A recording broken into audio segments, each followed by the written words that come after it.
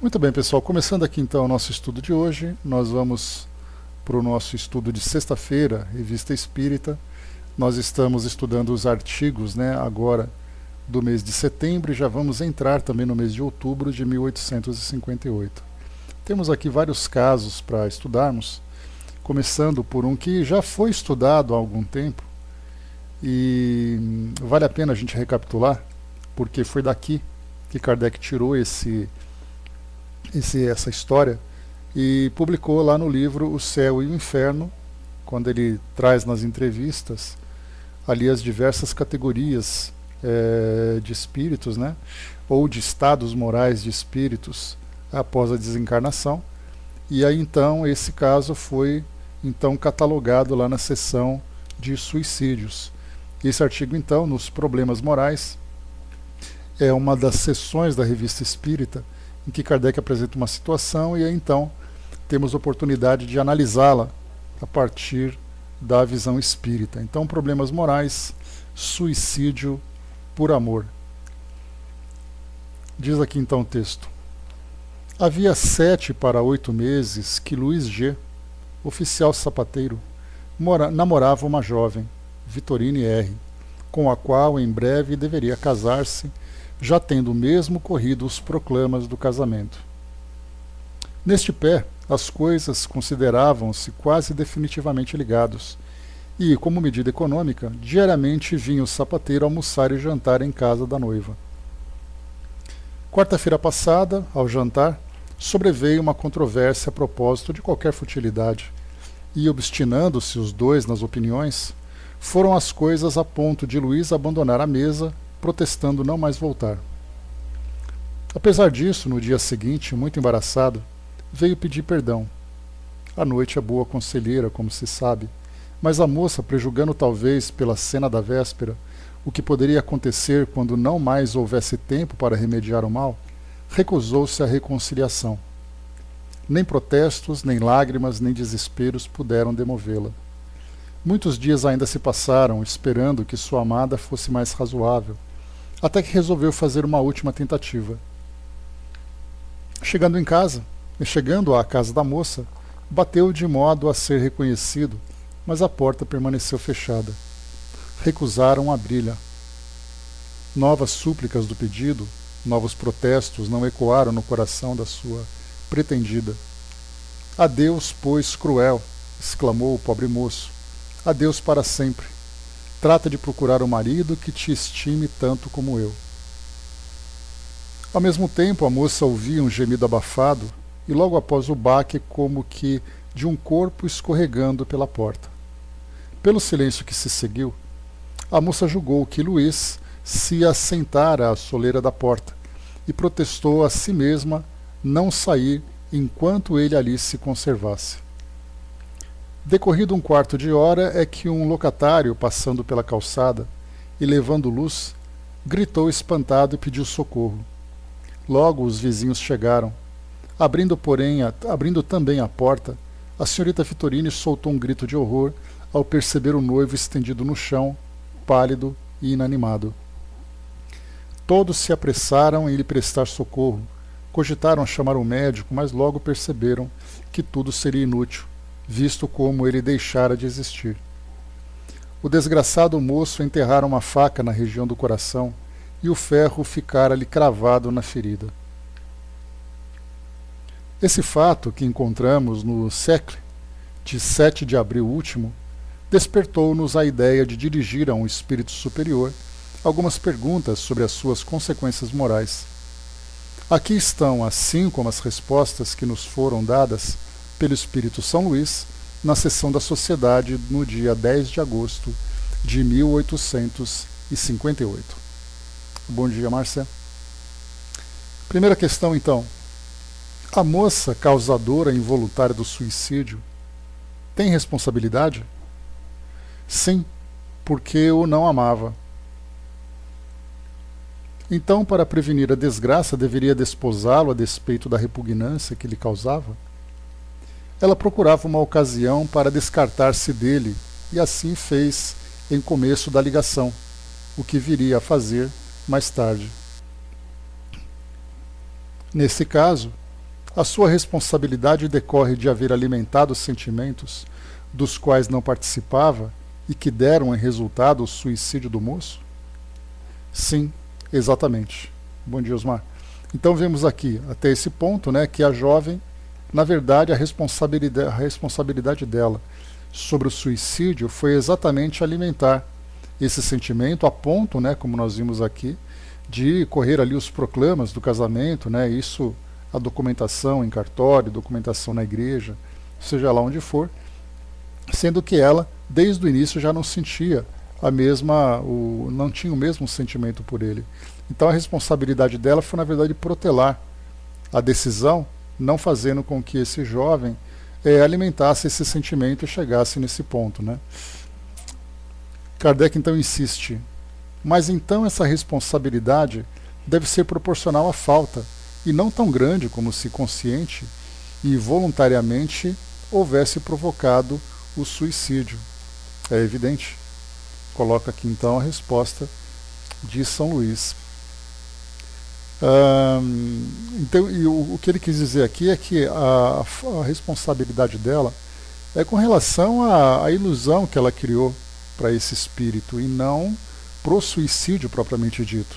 Né? Por isso que São Luís colocou que era bastante evidente essa colocação. Bom dia, Lorenzo. 5. E o suicídio de Luís tem desculpa pelo desvario que lhe acarretou a obstinação de Vitorine? Sim, pois o suicídio oriundo do amor é menos criminoso aos olhos de Deus do que o suicídio de quem procura libertar-se da vida por motivos de covardia. Uma observação de Kardec. Dizendo que esse suicídio é menos criminoso aos olhos de Deus, isso significa evidentemente que há criminalidade, embora em menor grau. A falta consiste na fraqueza que ele não soube vencer. Era, sem dúvida, uma prova a que sucumbiu. Ora, os espíritos nos ensinam que o mérito consiste em lutar vitoriosamente contra as provas de todos os gêneros, que são a própria essência da vida terrena. Aqui o que Kardec faz nessa análise é uma comparação sobre os diversos tipos de suicídios que são cometidos, atenuando ou agravando a situação de acordo com as circunstâncias. Né? Então, nesse caso, por exemplo, alguém que simplesmente desiste da vida por um constrangimento, um empresário falido, por exemplo, como acontece com frequência no nosso mundo, e nós tivemos isso bastante evidente na década de 1930, né, quando nós tivemos a quebra da Bolsa de Nova York, lá em 1920, 1930, e aí então quantos e quantos empresários que perderam, né, toda a sua fortuna, do seu patrimônio, acabaram cometendo suicídio. Então nós temos, por exemplo, analisarmos nas guerras, no Japão, por exemplo, na Segunda Guerra Mundial, o orgulho era muito enaltecido no exército japonês. E conforme então eles iam perdendo a guerra, eles preferiram cometer suicídio do que ser aprisionados. Isso aconteceu com a população civil. Na Alemanha aconteceu a mesma coisa, né? Conforme o exército soviético ia avançando sobre a Alemanha, e eles iam ao mesmo tempo também estuprando muitas mulheres, matando muitos homens. Foi assim uma tragédia. Então muitos pais assassinavam as filhas para evitar que elas fossem expostas àquela situação. Muitas mulheres cometeram suicídio para evitar que também fossem abusadas daquela forma. Então nós vemos assim vários casos, cada um tem a sua motivação. Então o que Kardec coloca para nós, nesse caso, esse amor desequilibrado, ele tem ali uma menor gravidade, conforme São Luís traz para nós, do que alguém que foge covardemente de uma situação. Mas ele responde exatamente pela fraqueza de não ter superado aquela dificuldade, aquela decepção que ele teve. Né? Levando em consideração que esses sentimentos, né, esse sentimento passional, que acaba sendo tão intenso para muitas pessoas, leva ao desequilíbrio. E aí Kardec, no Livro dos Espíritos, nós lembramos ali quando se fala sobre essa questão da loucura, Kardec ainda perguntou, alguém que comete suicídio tomado pela loucura, ele responde pelo suicídio? E os Espíritos dizem que não, porque a loucura que o levou àquilo não foi simplesmente o seu livre-arbítrio, né? Então leva em consideração também a influência dos espíritos, o sentimento das pessoas. Então nós temos ali, conforme Erasto fala, né, a Kardec sobre as leis divinas, ele sempre diz para nós que Deus nos julga pelas nossas intenções.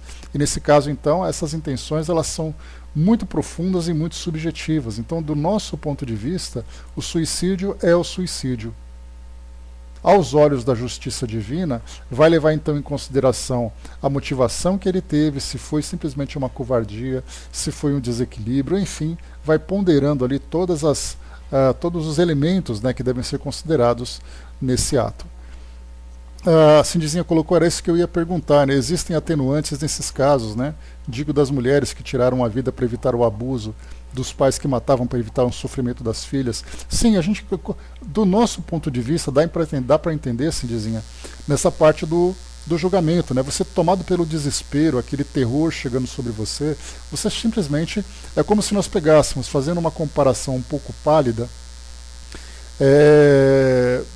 foi exibido recentemente na TV Record um documentário sobre incêndios em patrimônios públicos, né, em prédios e tudo mais, aqui no Brasil, por causa lá do incêndio do Museu Nacional no Rio de Janeiro. E aí então eles fizeram uma pequena reportagem, metade praticamente daquele documentário, mostraram o incêndio do edifício Joelma, que aconteceu aqui em São Paulo em 1974, aqui no centro da cidade, ali na Praça da Bandeira. E aí então, quando eles mostraram esse documentário, por causa de um rolo de filme que foi encontrado nos porões do Corpo de Bombeiro. Então eles pegaram esse documentário, que era inédito, colocaram na televisão e foram colhendo então depoimentos, desde de bombeiros, de vítimas, de conhecidos, de público, enfim, fizeram ali uma montagem. E nesse documentário então mostrava pessoas que se encontravam do lado de fora das janelas do prédio, numa pequena plataforma que tinha ali coisa de uns 15, 20 centímetros no máximo, né, que tinha ali, e as pessoas então se jogavam por causa do incêndio que estava acontecendo no prédio. Elas não conseguiam respirar, o calor era muito grande, então elas se jogavam. Tecnicamente é um suicídio. Mas como é que nós vamos analisar o suicídio daquela pessoa naquela condição de tanto desespero? Bom dia, Regina. Então o caso das guerras, por exemplo, das mulheres, porque era realmente um grande terror. Era assim, foi uma das situações mais dramáticas, né? A mesma coisa aconteceu em mulheres chinesas na época da invasão da Manchúria pelo exército japonês, ali antes da Segunda Guerra Mundial. Então, essa violência contra as pessoas acabavam chegando nesse ponto. Famílias judaicas cometiam suicídio por causa da perseguição dos nazistas. Enfim, nós vamos somando assim várias situações, porque a pergunta que fica é: por que você fez isso? Poderíamos analisar de uma forma bem simples ou bem superficial. Eu fiz porque eu tinha medo que aquilo acontecesse, porque aquilo de fato poderia acontecer. Então tem uma motivação.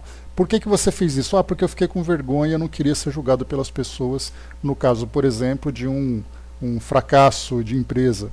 Eu fiz isso porque eu tive uma grande decepção amorosa e minha vida perdeu sentido. Então a gente vai classificando cada situação dessa e a gente vai vendo que a vontade que a pessoa tinha de destruir a própria vida não aconteceria numa situação normal, mas aquilo foi um grande estímulo que ela recebeu, né?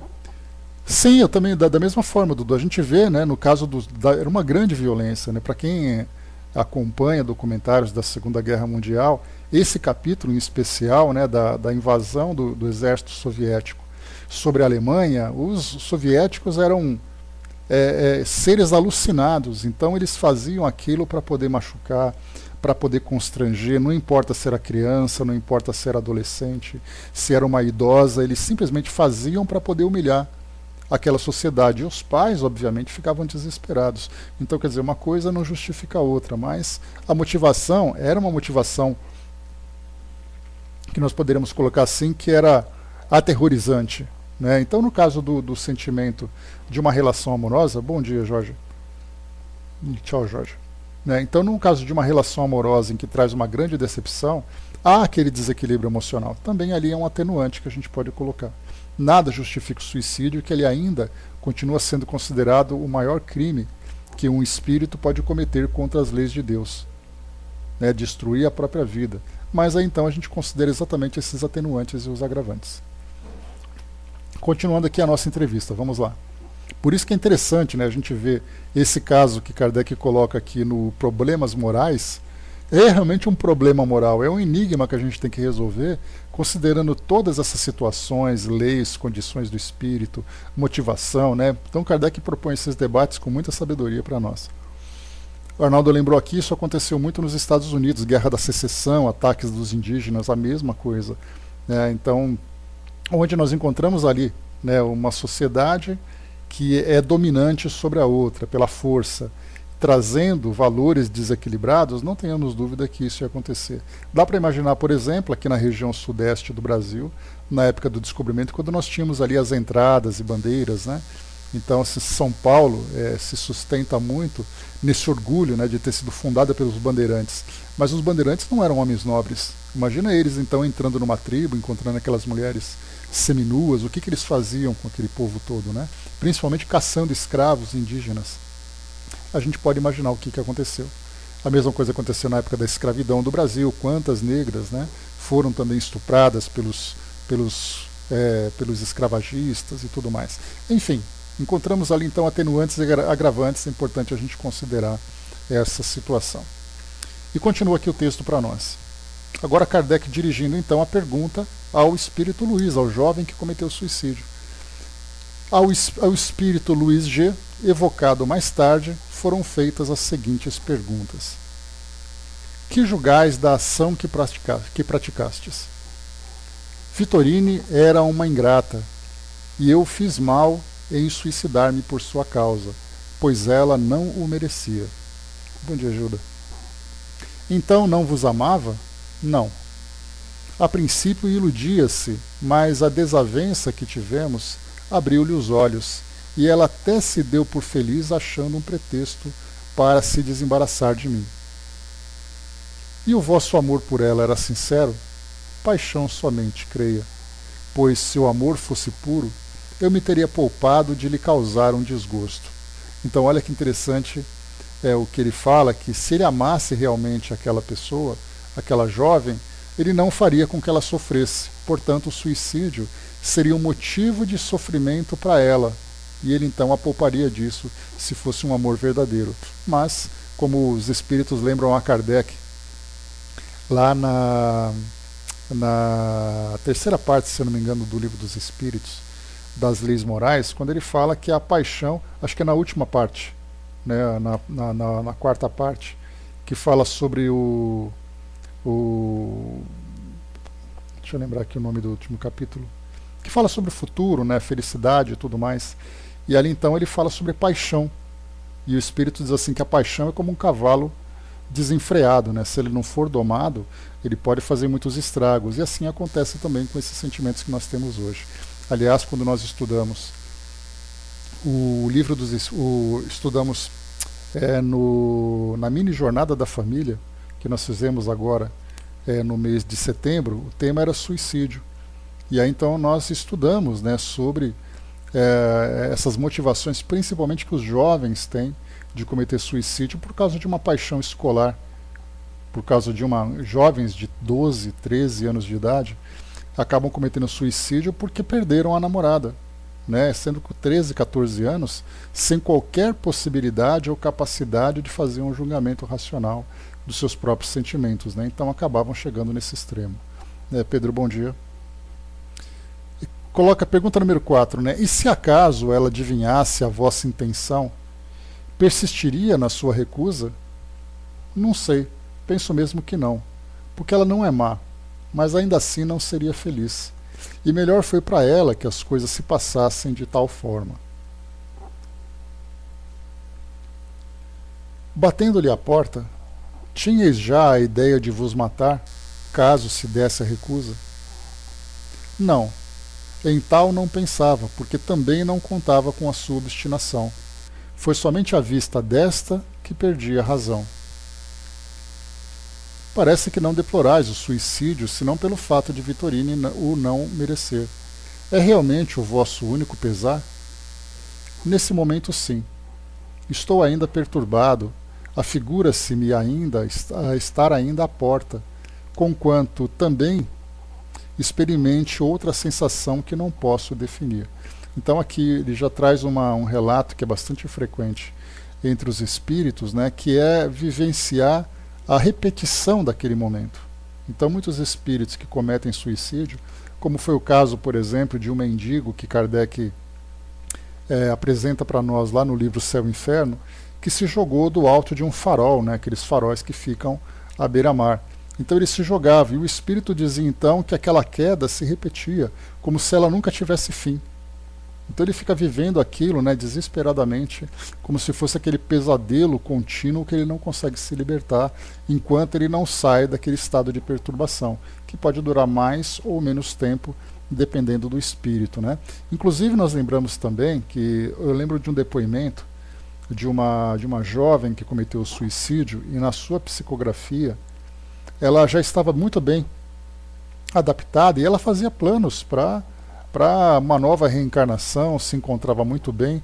Então a recuperação dela, nós podemos dizer assim no plano espiritual, foi uma recuperação plena, muito semelhante àquela que nós tivemos no livro Memórias de um Suicida, quando então Camilo Cândido Botelho, já no final, naqueles últimos capítulos, se encontrava já estudando, trabalhando, se preparando para uma nova reencarnação, apesar de ainda um pouco de resistência para reencarnar, por causa do que ele experimentaria, né, em termos de provas e expiações na próxima encarnação, né?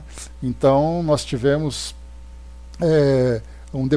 a passagem, né, em que ele traz a sua condição, já um espírito completamente recuperado.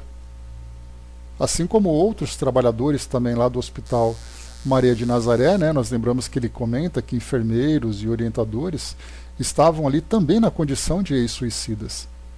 Então, aquele momento inicial ele é o mais perturbador. Depois o espírito então vai se recuperando, se estabilizando e se planeja então para uma nova experiência.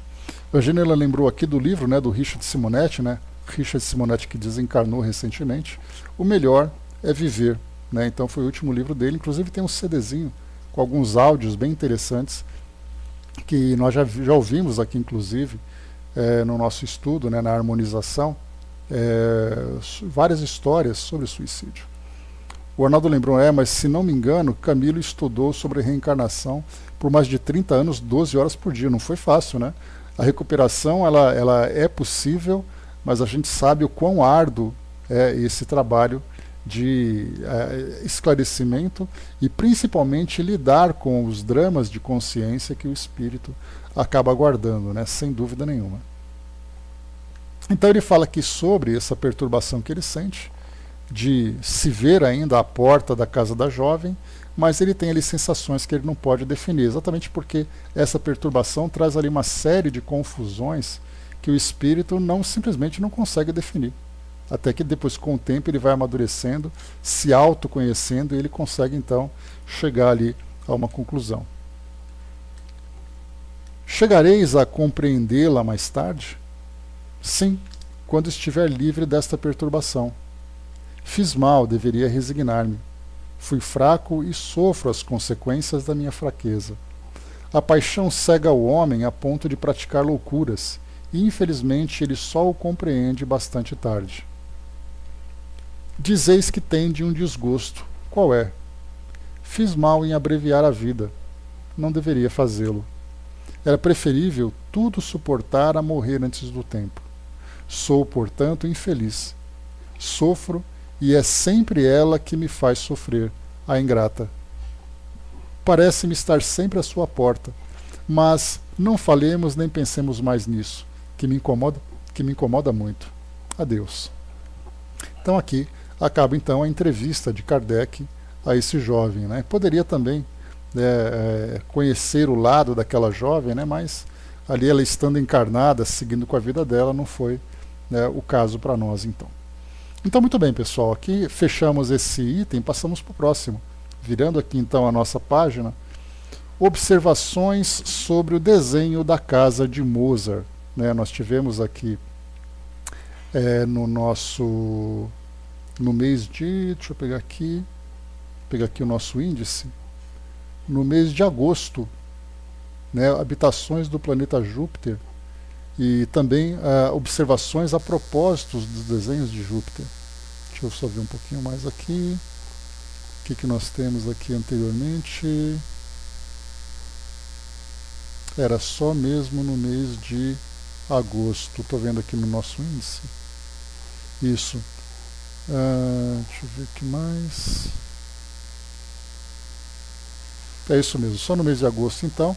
Aí nós temos alguns desenhos, né, para quem tem o livro impresso, teve a possibilidade de ver ali os desenhos. Para quem tem a versão digital oferecida pela FEB, lá no site da FEB, nós podemos baixar, né, a coleção completa da Revista Espírita digitalizada e é possível ver os desenhos, né, que foram apresentados sobre o planeta Júpiter, né? Desenhos muito bem elaborados, né? Então, falando também sobre a casa de Mozart. E aí então, nesse artigo aqui do mês de julho, mês de setembro, nós temos aqui observações sobre o desenho da casa de Mozart, né, em que Kardec publica aqui uma carta que ele recebeu de um dos leitores, um dos assinantes da Revista Espírita. Antes, André colocou, né, esse episódio foi contado no musical Céu e Inferno, que passou em várias casas espíritas e no teatro Maison de France, né? Então, é uma história típica Romeu e Julieta, né? Seria impossível deixar de fora uma história como essa, né, dada o que é colocado para nós de dramaturgia, também o que acontece com a realidade. Inclusive, nós temos espíritos que cometeram suicídio, né, duplamente para poderem se encontrar no plano espiritual, né, que não foi o caso que nós vimos aqui. Então, observações sobre o desenho da casa de Mozart. Legal. Bacana. Um de nossos assinantes escreveu-nos o que se segue a propósito do desenho que publicamos em nosso derradeiro número. Diz o autor do artigo: a clave de Sol é frequentemente repetida, e, coisa bizarra, jamais a clave de Fá. Quer-me parecer que os olhos do médium não teriam percebido todos os detalhes do rico desenho que sua mão executou, pois o músico nos assegura que é fácil reconhecer, direta e invertida, a clave de Fá na ornamentação da base do edifício, no meio da qual mergulha a parte inferior do arco do violino, assim como no prolongamento dessa ornamentação, à esquerda da ponta da tiorba. Além disso, o mesmo músico pretende que a forma antiga da clave de Dó também apareça nas lajes que se avizinham da escadaria direita. Kardec coloca aqui então uma observação. Inserimos essa observação com tanto maior satisfação quanto prova até onde o pensamento do médium permaneceu alheio à confecção do desenho, examinando os detalhes das partes assinaladas. Reconhece-se, com efeito, as claves de Fá e de Dó, com que o autor, ainda que não o suspeitasse, ornamentou o seu desenho.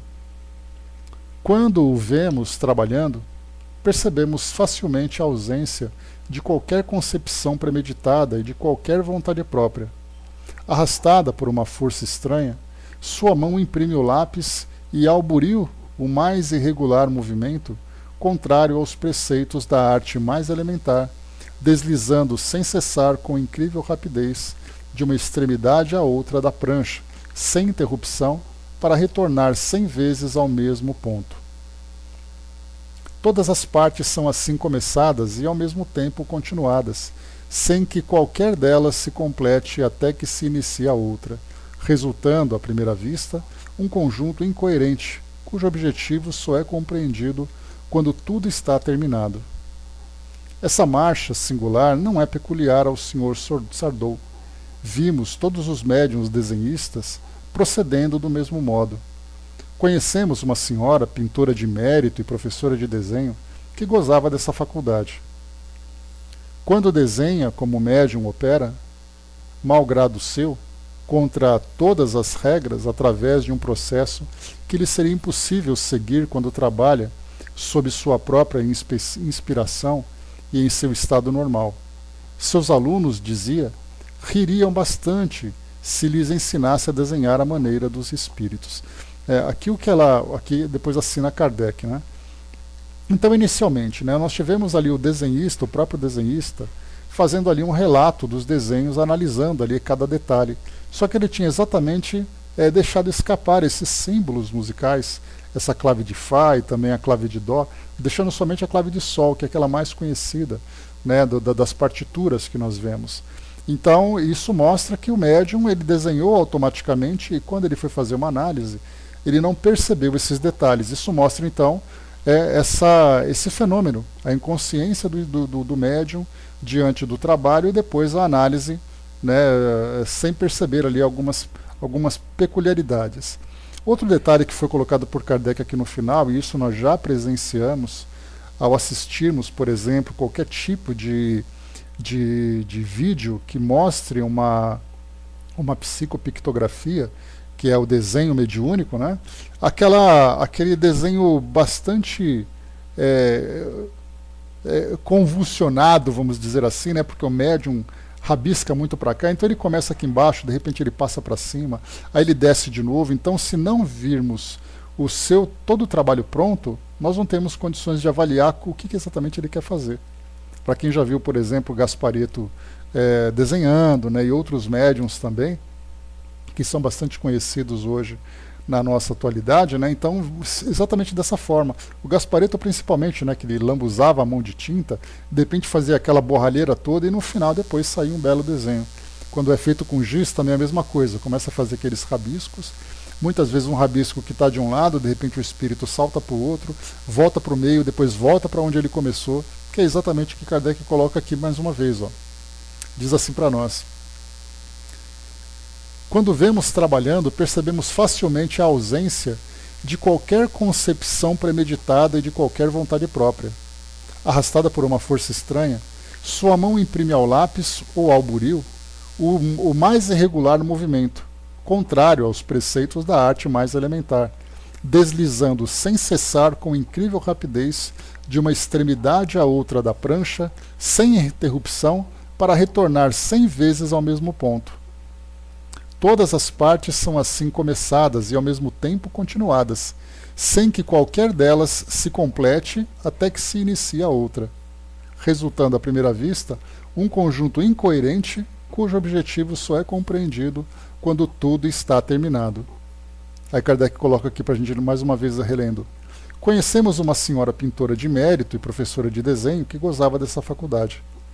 Quando desenha como médium, opera, malgrado seu, contra todas as regras, através de um processo que lhe seria impossível seguir quando trabalha sob sua própria inspiração e em seu estado normal. Seus alunos, dizia, ririam bastante se lhes ensinasse a desenhar à maneira dos espíritos. Né? Muito interessante isso. Né? A de Dó eu achei, né? Mas continuo procurando a de Fá. Ele coloca aqui em cima, deixa eu ver aqui, Andréia. Ele diz assim: a clave de Fá na ornamentação da base do edifício, no meio da qual mergulha a parte inferior do arco do violino. E a de Dó também apareça nas lajes que se avizinham na escadaria da direita. Né? Depois dá uma seguida aqui nessas orientações para ver se encontra aí esses símbolos. Então, pessoal, mais uma vez, né, encerramos aqui mais esse artigo. Vamos agora para o mês de outubro de 1858. Essa aqui é a edição número 10. Lembrando que Kardec começou a sua publicação no mês de janeiro de 1858, nós estamos aqui no mês de outubro. Nós vamos saltar esse primeiro artigo, Obsediados e Subjugados. Esse é um artigo bem longo, são 16 páginas aqui. A gente vai deixar para um dia, né, para a próxima sexta-feira, estudarmos exclusivamente ele. Então, avançando aqui para nós, vamos avançar aqui as nossas 16 páginas. Aqui, só um instantinho. O nosso próximo artigo será, portanto, o... Avançando, pronto. Está aqui o próximo artigo, então, emprego oficial do magnetismo animal. Né? Sexta é feriado? Pois é. Sexta é feriado? É dia 2 de outubro, né? 2 de novembro, né? Eu não sei se a gente vai conseguir. Até lá eu vou eu vou me orientar aqui, eu falo para vocês, né? Até lá a gente vê então. Se não for nessa sexta-feira, vai ser na outra. E depois ainda tem um feriado do dia 15 de novembro que cai numa quinta-feira, mas sexta-feira é tudo normal para nós. Então dia 2, provavelmente a gente não vai ter estudo nessa sexta-feira. Mas vamos lá, deixa para a próxima, não tem pressa. Nós somos espíritos imortais. Então a gente tem toda a nossa imortalidade para estudar esse artigo. Não tenhamos pressa. Não é não? Emprego oficial do magnetismo animal.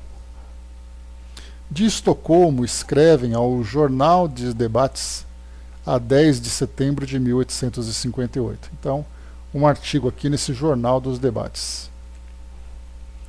Infelizmente, não tenho nada de consolador a vos comunicar relativamente à enfermidade da qual padece o nosso soberano há cerca de 2 anos. Fala aqui então sobre o rei da Suécia, né? Todos os tratamentos e remédios que os profissionais da área têm prescrito durante esse tempo não trouxeram nenhum alívio aos sofrimentos que arruinam a saúde do rei Oscar, ou rei Oscar, né? Segundo o conselho de seus médicos, o Sr. Klugenstein, que desfruta de alguma reputação como magnetizador, foi chamado recentemente ao castelo de Drottningholm, onde continua a residir a família real, a fim de submeter o augusto doente a um tratamento regular de magnetismo. Aqui se acredita que, por uma coincidência bastante singular, a sede da doença do rei Oscar se acha estabelecida precisamente no mesmo local da cabeça em que se situa o cerebelo, como infelizmente parece também ser o caso do rei Frederico Guilherme IV da Prússia.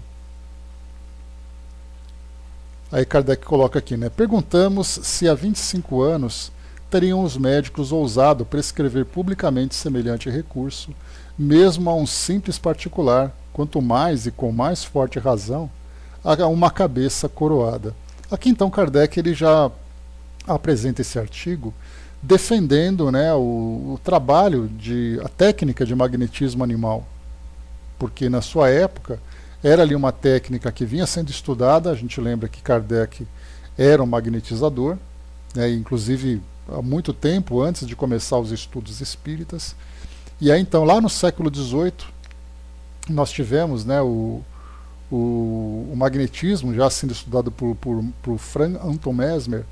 Então o mesmerismo, como ele era conhecido também, era essa técnica de transmissão de fluidos, nada a princípio relacionado com a espiritualidade. Inclusive, a partir desse magnetismo é que nós então passamos a conhecer a homeopatia. E foi, nós lembramos também, através dos homeopatas, que a doutrina espírita chegou aqui no Brasil, né? Não, ele era católico, o Lorenzo, a princípio, né, porque a sua família era católica, e depois então ele começou a estudar lá na Suíça com Pestalozzi, que Pestalozzi que era protestante, e aí então trazia um pouco daquela doutrina, mas no final não tem o conhecimento, tá? Porque o nome dele, né, o Hippolyte Léon Denis Rivail, é o nome francês, e Kardec era o nome que ele tinha, né, que ele utilizou quando foi druida numa outra encarnação, segundo revelação, que trouxeram para ele lá no livro Obras Póstumas, né? Então, o nome dele, Kardec, era o nome druida, né, daquele povo que viveu na França muitos séculos no passado, e depois o nome dele não tinha nada de estrangeiro, né? Então a gente tem aquela característica, né, do sobrenome judeu, que Kardec não tinha. Então, né, a princípio não tenho nenhuma informação a esse respeito, tá? Então o que Kardec defende aqui era exatamente a prática do magnetismo, né? Para nós, na atualidade, esse artigo acaba tendo pouca importância, já que o magnetismo hoje, da forma como ele era praticado no passado, não tenho conhecimento. Inclusive eu li um livro que dizia que o corpo de Kardec foi cremado, e já li também comentários que Kardec cometeu suicídio. Então nós ouvimos de tudo, né? Primeiro, Kardec não cometeu suicídio. Segundo, ele não foi cremado. Agora, se ele é judeu, eu sinceramente não conheço nenhuma informação. Tá? Mas aí quando perguntar assim, pergunta qual é a fonte, né? Simples assim, porque é fácil fazer uma afirmação. Se tiver alguma coisa na biografia dele, aí simplesmente pega por lá. Ana, bom dia. Então Kardec defendia aqui o magnetismo, que era ali, né, o campo de trabalho que ele desenvolvia, ou o campo de estudo que ele desenvolvia antes de começar com a doutrina espírita. E Kardec também conhecia muitos magnetizadores. Então o que ele chama atenção é exatamente ali a mudança dos tempos, passadas ali algumas décadas, que as pessoas primeiro, inicialmente, criticavam. Isso faz isso que fica interessante, saber essa informação. Porque criticavam o magnetismo como sendo ali uma prática viável dentro do campo da medicina. E aí então o que Kardec comenta é que agora, se no passado era criticado, agora nós tínhamos ali um monarca fazendo uso do magnetismo a partir de uma recomendação médica. Essa é a grande surpresa que Kardec coloca aqui, que ele chama bastante atenção. Uma pausa aqui, Arnaldo colocou, né? Desculpe ficar andando de ré, vamos lá, eu fico matutando, né? Coisa de mineiro, né? Me impressionou a lucidez do suicida, né? No primeiro caso. Aqui, né? Cada caso, né? O Arnaldo, ele traz ali uma peculiaridade. Nós lembramos que tem espíritos que, dependendo da forma como ele desencarna, eu falo da forma do seu estado psíquico, do seu estado moral, do seu grau de conhecimento, né? Ele apresenta realmente essa lucidez. Porque nós lembramos, voltando um pouquinho aqui, deixa eu ver, página 409. Voltando um pouquinho aqui no nosso texto, deixa eu pegar aqui rapidamente. Havia 7 para 8 meses. Então, quer dizer, aqui é um caso, logo na primeira frase, havia 7 para 8 meses que Luiz, tal, namorava uma jovem. Então, aqui já eram meses, né, depois do suicídio. Então, depois desse tempo todo, já vemos ali uma certa facilidade para o espírito recobrar ali a sua lucidez, embora ele ainda traga ali um estado de perturbação. Então, é esse tempo, não era um caso imediato de suicídio, como nós vimos aqui, né? Então, não lembro exatamente quando nós estudamos o Memórias de um Suicida, quanto tempo passou do suicídio dele até o momento em que ele começou a psicografar com a dona Ivone, né? Então ele foi bastante tempo também. Aí talvez ali acho que uns 20 anos mais ou menos, quando ele começou a psicografar, que não é o caso aqui, né? Nesse caso foi só uma evocação trazendo um depoimento, né? Mas nesse caso,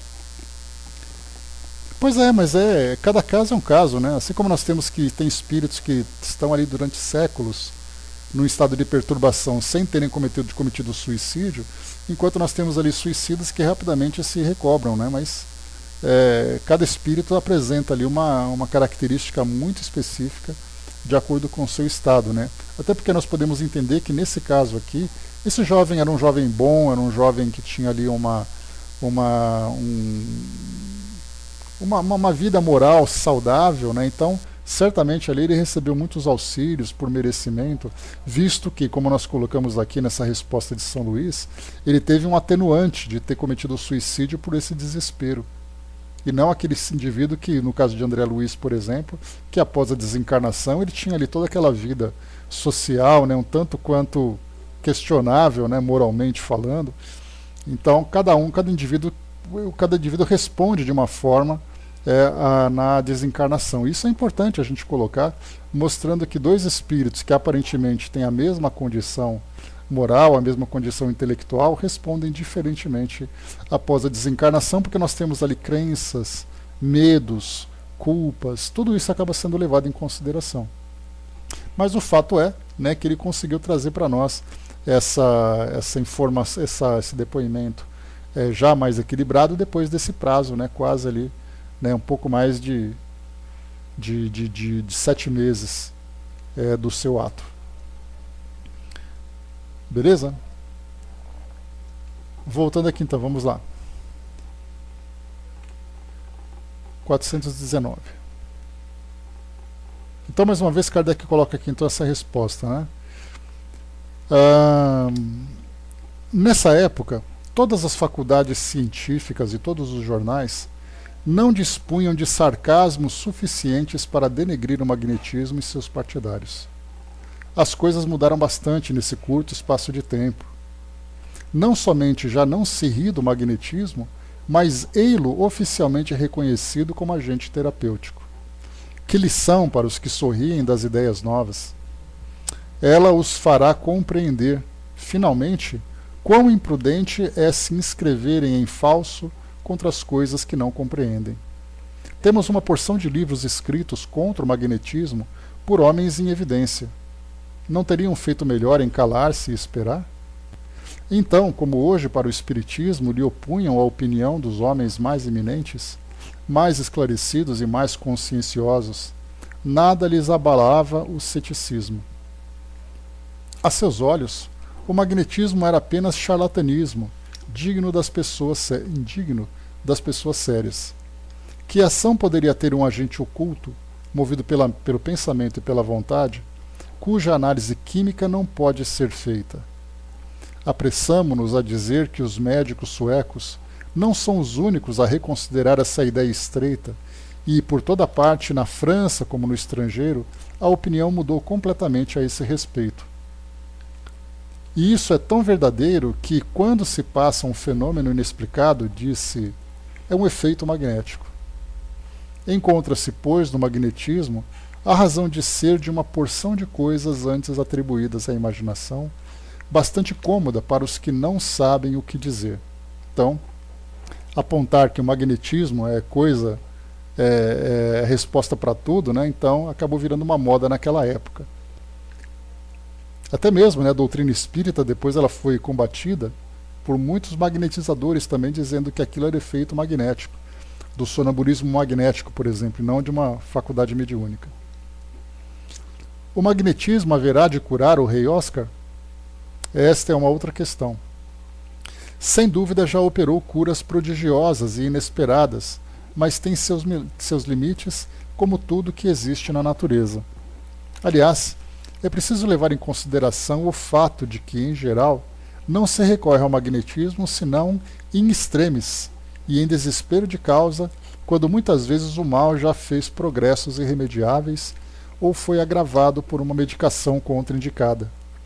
Quando triunfa de tais obstáculos, é necessário que seja muito poderoso. Então as pessoas não buscam o magnetismo a não ser que seja ali no desespero de causa, no fim das alternativas. Se a ação do fluido magnético é hoje um ponto geralmente admitido, o mesmo não se dá em relação às faculdades sonambúlicas, que ainda encontram muitos incrédulos no mundo oficial, sobretudo no que concerne às questões médicas. Todavia, deve-se convir que, sobre esse ponto, os preconceitos se enfraqueceram singularmente, mesmo entre os homens de ciência. Temos prova disso no grande número de médicos que fazem parte de todas as sociedades magnéticas, quer na França, quer no estrangeiro. De tal modo, os fatos se vulgarizaram que foi preciso ceder à evidência e seguir a corrente, querendo ou não. Em breve acontecerá a mesma coisa com a lucidez intuitiva. A gente tem aqui um paralelo com a homeopatia e com a acupuntura. Durante muito tempo a acupuntura foi criticada como sendo ali apenas uma técnica fantasiosa trazida do Oriente. Depois, né, os próprios médicos combatiam. Depois, então, passaram a praticar e depois passaram a pedir ali a exclusividade, né, nessa prática. Então hoje os médicos brigam com outras classes também, querendo ali ter ali o domínio, o controle completo sobre a acupuntura, né, que no passado era criticado pelos mesmos. A mesma coisa com a homeopatia também. O espiritismo liga-se ao magnetismo por laços íntimos, considerando-se que essas duas ciências são solidárias entre si. Quem, entretanto, acreditaria que fosse encontrar os seus mais obstinados inimigos entre certos magnetizadores, embora não contem esses com a oposição dos espíritas? Os espíritos sempre preconizaram o magnetismo, seja como meio curativo, seja como causa primeira de uma porção de coisas. Defendem sua causa e vêm prestar-lhe apoio contra os seus inimigos. Os fenômenos espíritas têm aberto os olhos de muitas pessoas que ao mesmo tempo aderem ao magnetismo. Não é bizarro constatar que os magnetizadores esquecem tão depressa o que sofreram dos preconceitos, negando a existência de seus defensores e contra eles atirando as mesmas flechas que outrora eram lançadas sobre si próprios? Isso não é nobre nem digno dos homens, para quem a natureza retira, mais que os outros, o direito de pronunciar o famoso nec plus ultra, ao desvendar um de seus mais sublimes mistérios. Aqui o que Kardec chama atenção é que, inicialmente, os magnetizadores eram criticados por todos os acadêmicos, principalmente da medicina. Depois o magnetismo foi aceito, e aí então os magnetizadores passaram a criticar o espiritismo. Então o que Kardec coloca é, será que eles não aprenderam nada com as críticas que receberam e agora passam a criticar alguma coisa que não conhecem? A Cindizinha lembrou, né? Fiz acupuntura por quase um ano e minhas crises respiratórias ficaram bem mais espaçadas. Hoje ela é inegável, né? As pessoas já aceitam isso com naturalidade, né? Minha irmã é acupunturista e ela passa por essas dificuldades também, né? As brigas nos conselhos, Conselho Federal de Medicina, Conselho Federal de Fisioterapia e Terapia Ocupacional, então todos brigando na justiça para ver quem, né? A medicina querendo monopólio e os outros querendo ali uma parte dessa técnica, né? Isso por causa de diagnóstico médico, né? Não pelas picadinhas em si, né? Mas pelo diagnóstico que você precisa ter. Então, vale a pena, né? Continuando, né? Tudo prova, no rápido desenvolvimento do espiritismo, que logo ele terá direito de cidadania. Enquanto espera, aplaude com todas as suas forças a posição que acaba de conquistar o magnetismo, como um sinal incontestável do progresso das ideias, né? Então, muito interessante essa colocação de Kardec, é a expressão que ele usa, né? Direito de cidadania para o espiritismo, ou seja, ser reconhecido na sociedade sem ser criticado como alguma coisa fora do normal, né? Por aqueles que se acham dentro do normal. Próximo artigo aqui para nós, dando continuidade a essa mesma ideia, o magnetismo e o sonambulismo ensinados pela Igreja. Então vamos ver o que Kardec coloca para nós aqui. Acabamos de ver o magnetismo reconhecido pela medicina, mas eis uma outra adesão que, sob outro ponto de vista, é de importância não menos capital, visto ser uma prova do enfraquecimento dos preconceitos que as ideias mais sãs fazem desaparecer cada dia, a adesão da Igreja. Temos à vista um pequeno livro intitulado Abrege em Forme de Catecismo, né? Ou do curso elementar de instrução cristã, para uso dos catecismos e das escolas cristãs, pelo abade Marrote, vigário-geral do arcebispado de Verdun, em 1853. 53, hein? Kardec não tinha contato com o espiritismo ainda, mas ele era ali um partidário ativo do magnetismo. Esta obra, redigida sob forma de perguntas e respostas, contém todos os princípios da doutrina cristã sobre o dogma, a história sagrada, os mandamentos de Deus, os sacramentos, etc.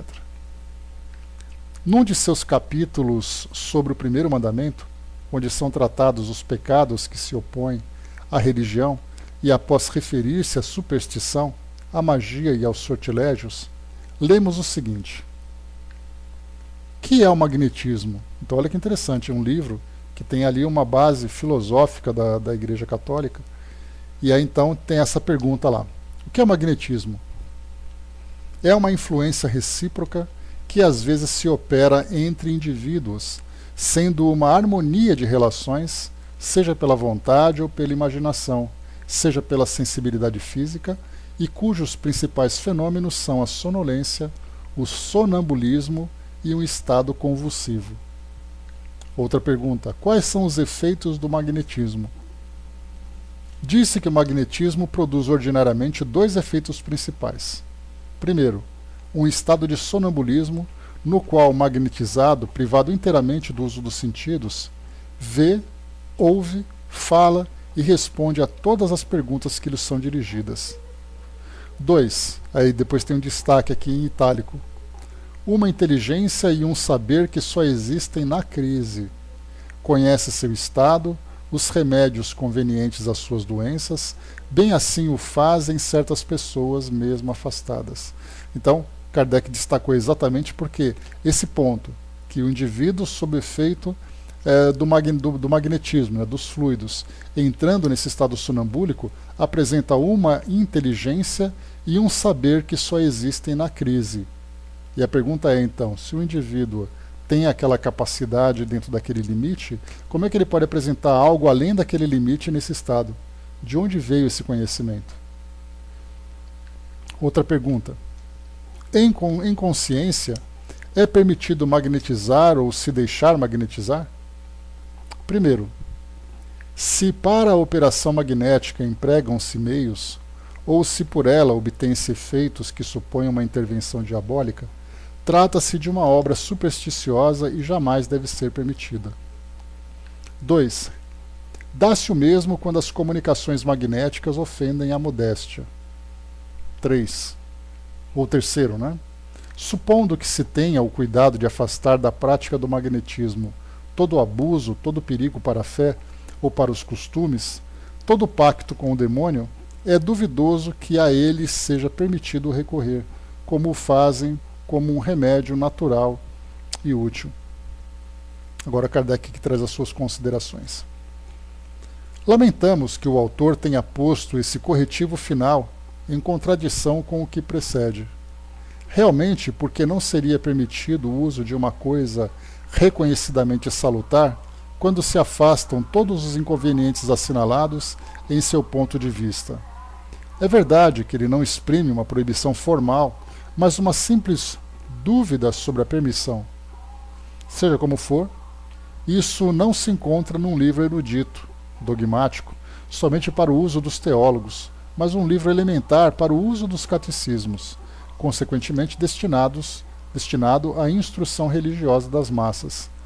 Não se trata absolutamente de uma opinião pessoal, mas de uma verdade consagrada e reconhecida que o magnetismo existe, que produz o sonambulismo, que o sonambulismo goza de faculdades especiais, que no número dessas faculdades está a de ver sem o concurso dos olhos, mesmo à distância, de ouvir sem o auxílio dos ouvidos, de revelar conhecimentos que não possuem em estado normal, de indicar remédios salutares.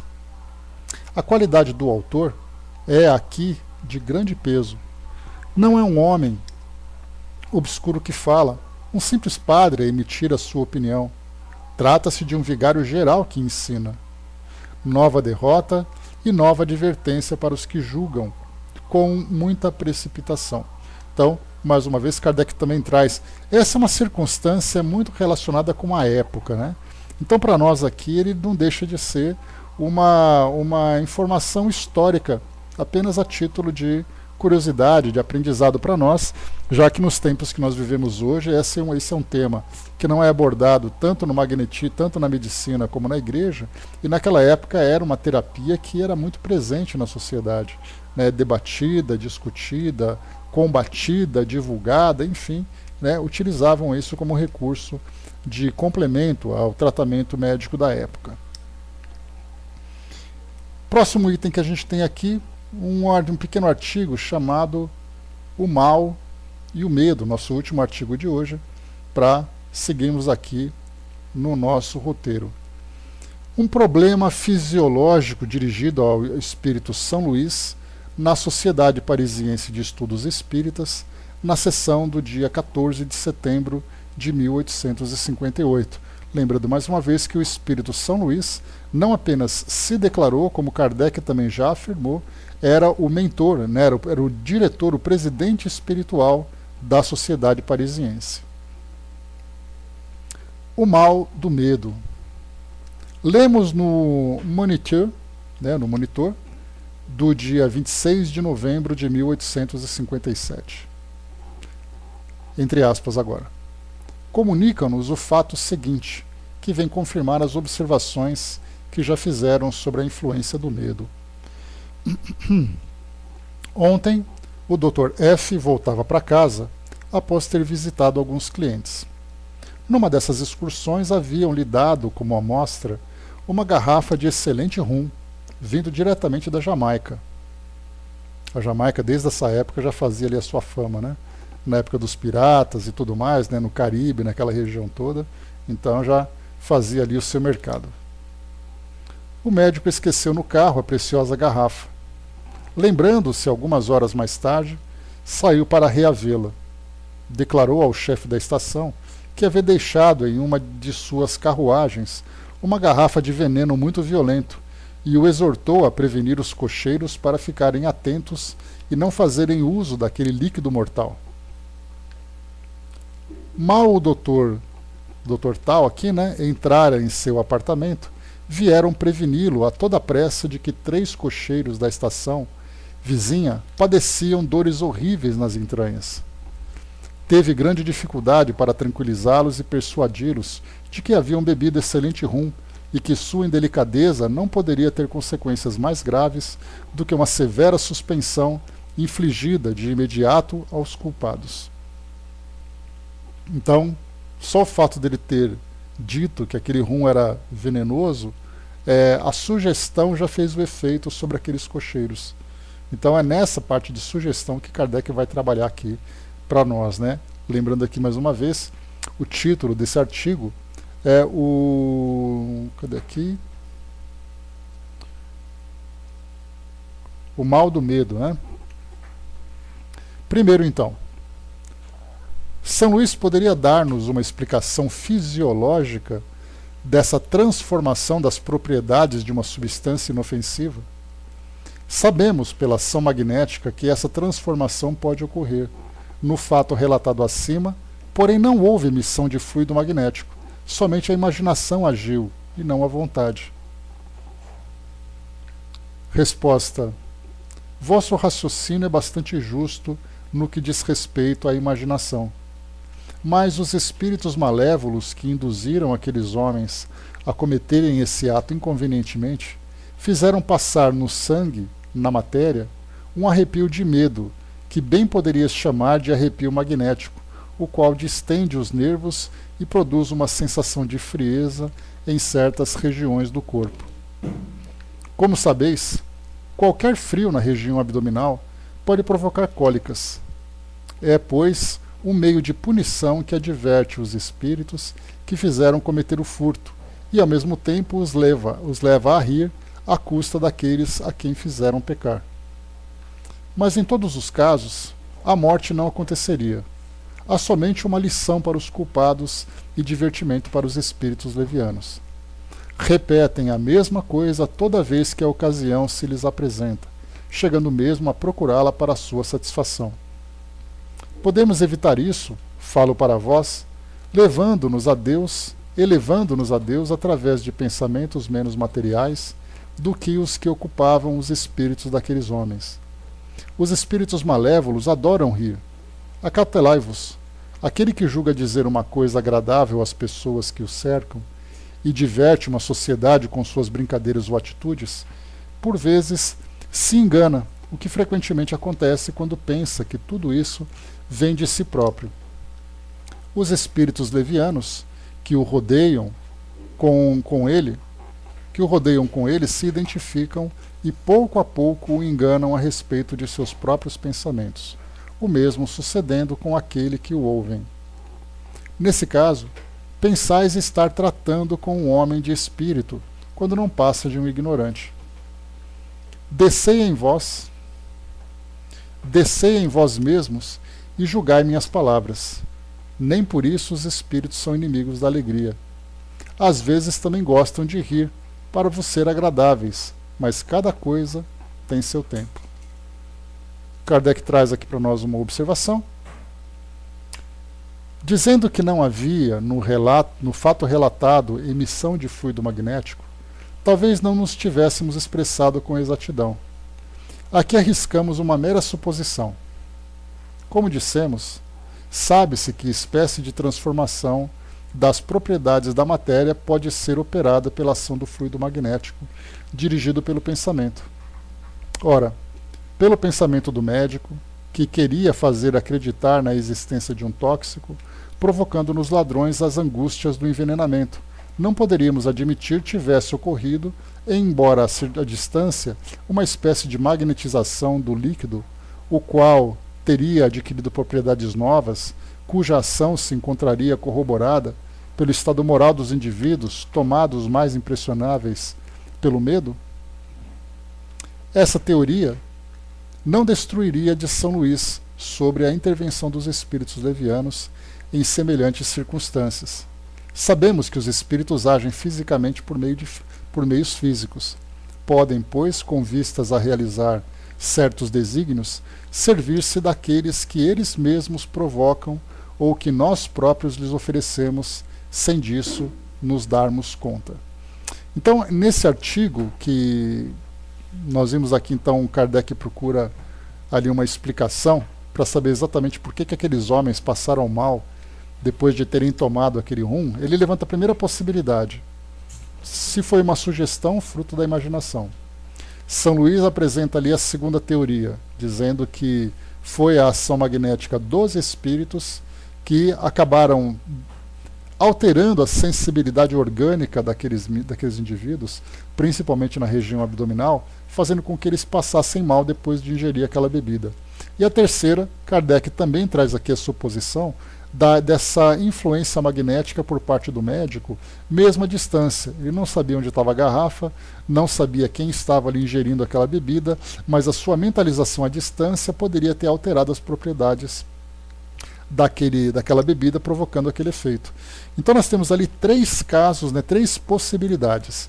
E eu me recordo de uma situação que nós encontramos algumas vezes, principalmente em casas de Umbanda, quando nós temos ali as manifestações dos espíritos, entidades que têm ali um certo apego ainda a alguns prazeres físicos, principalmente ligados a tabagismo, a bebidas alcoólicas, então cachimbos, charutos, cigarros, cachaças, vinhos, cada espírito ali tem a sua preferência. Então, quando depois do trabalho mediúnico que é feito, os médiuns então, saindo do transe mediúnico, de um modo geral, eles acabam não apresentando nenhuma característica das substâncias que eles inalaram ou que eles ingeriram. Então eles se apresentam com toda a sobriedade, sem qualquer tipo de hálito, sem qualquer tipo de mal-estar.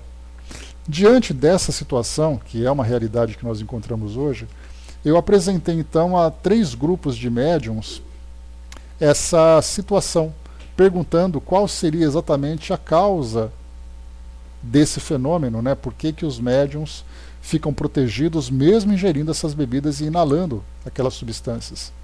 As respostas que eu obtive foi inicialmente analisar lá no capítulo 8, se não me engano, dos fluidos, Laboratório do Mundo Invisível do Livro dos Médiuns, um espírito disse, estude o Laboratório do Mundo Invisível do Livro dos Médiuns. E lá então nós temos a manipulação de muitos desses fluidos que são ali então alterados nas suas propriedades. Inclusive Kardec, nas perguntas que ele submete ali aos espíritos, ele traz ali a possibilidade, se os espíritos poderiam alterar tal propriedade através dos fluidos, de tal forma que ela se transformasse num veneno.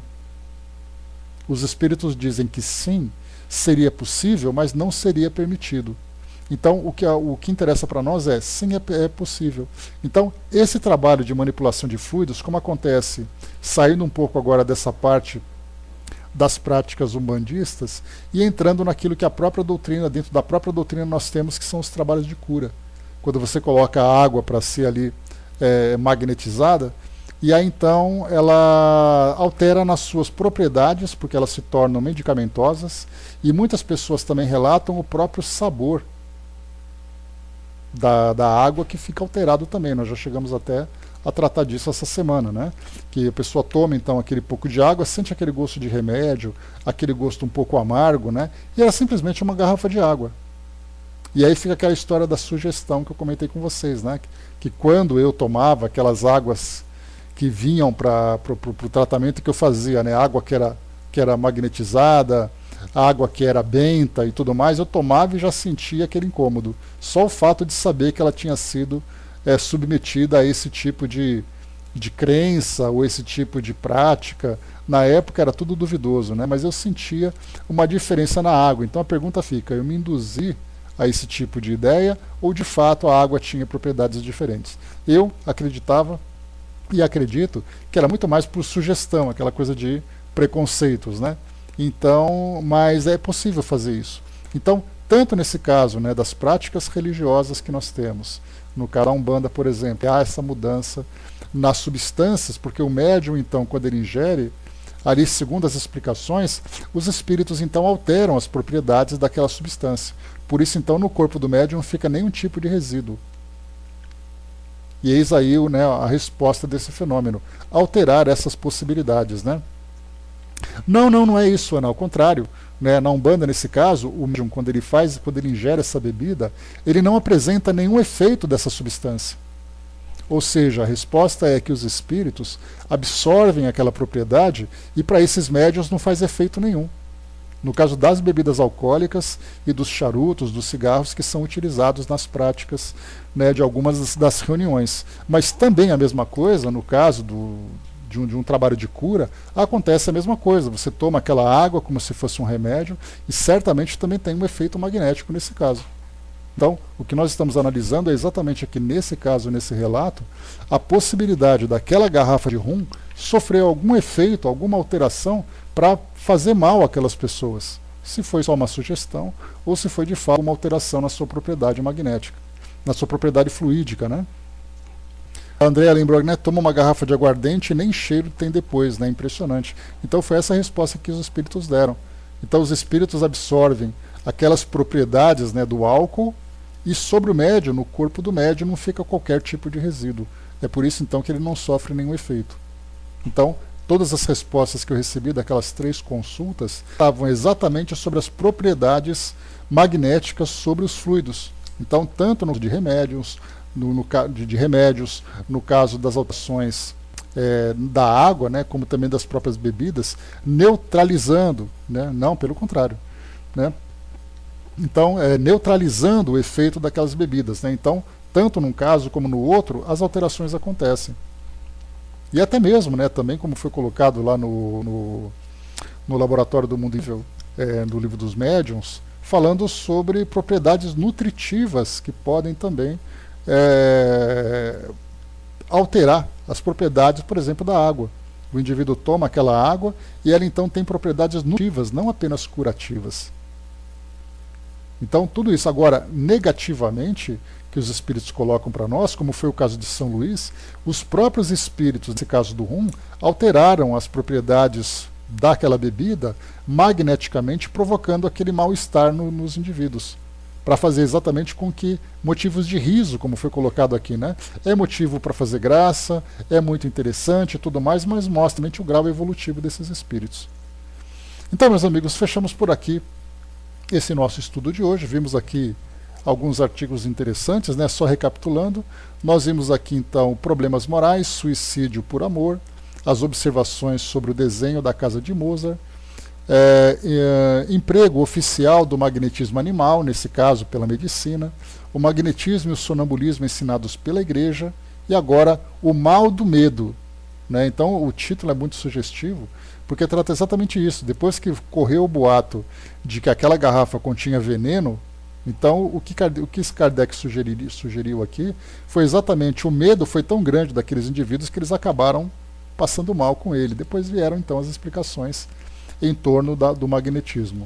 Então depois nós teremos aqui outros casos, né? Inclusive um caso muito interessante que a gente vai estudar em breve. Nós vamos dar uma atenção primeiro para esses obsedados e subjugados, né, que são 2 casos importantes para o estudo das influências espirituais, inclusive complementando aquilo que nós estamos estudando lá no Livro dos Espíritos. Depois nós temos aqui um caso interessante, morte de 5 crianças por um menino de 12 anos.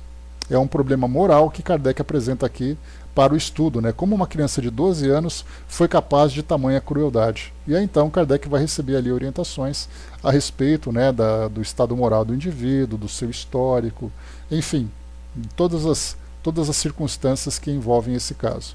Temos também depois aqui fenômenos de aparição, também aqui um outro caso, né, de mediunidade, de efeitos físicos, que são importantes também para o nosso estudo, né? Enfim, temos aqui então vários temas, né, questões de espiritismo legal, também tem aqui outra possibilidade